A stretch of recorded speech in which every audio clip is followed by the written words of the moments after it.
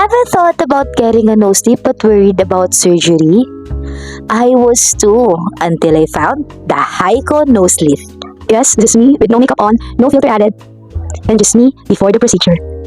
Halina kayo at samahan niyo ko sa Hyco journey ko. Literal na New Year, New Me to dahil December 31 ko lang naman pinasked yung Hyco ko. Kaya inagahan namin ni Jowa para hindi kami maipit sa traffic. Meron kasi akong na-discover na clinic na bukod sa napakaganda napakadali din puntahan. Dito nga lang yan sa Imus, Cavite. Parkson Ecom Building, Aguinaldo Highway. Napakadali lang talaga niyang hanapin dahil nandito lang siya sa main road ng Aguinaldo Highway. Kung manggagaling ka sa Dasmariñas ay nasa left side ito pagkalagpas ng tulay ng Imus.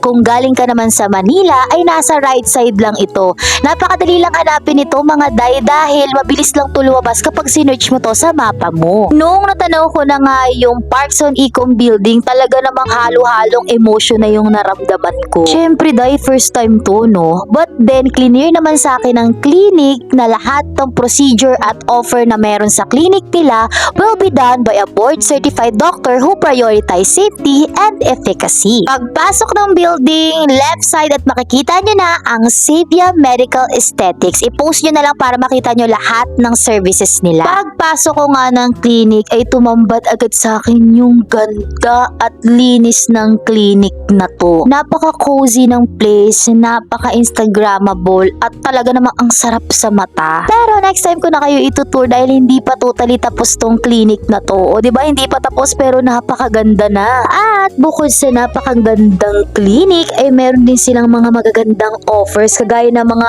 unlimited services nila na naka-include sa kanilang mga package. Pero mabalik nga tayo sa aking Hyco nose journey. So ayan na yung huling best na makakalikot ko ng ganyan-ganyan yung ilong ko sa ngayon. So pinalinis na sa akin ni Doc yung face ko dahil maglalagay na ng paunang anesthesia or yung kanilang numbing cream. Just to give you an idea about Hyco, it is a quick non-surgical procedure that uses tiny threads to lift and shape your nose. Yes, you heard it right, non-surgical ito. Pwedeng-pwede to sa mga gustong magpatangos ng ilong pero ayaw ng opera. So after ng pagbabad ng cream ay nilagyan na nga ako ni Doc ng anesthesia. Nakakaluha lang to mga day pero kita naman sa video na hindi ako umaray. After ilang minutes ay epekto na yung anesthesia at kapag naman hit na ay magi-start na sila ng procedure. Kalang siyang masakit tignan sa video pero sa maniwala kayo sa hindi, nagchichismisan pa kami ni Doc habang ginagawa yan. Malaking factor din talaga yung pagiging friendly nito kaya habang nagkukwentuhan kami hindi ko namamalayan na ang bilis lang pala talaga ng procedure.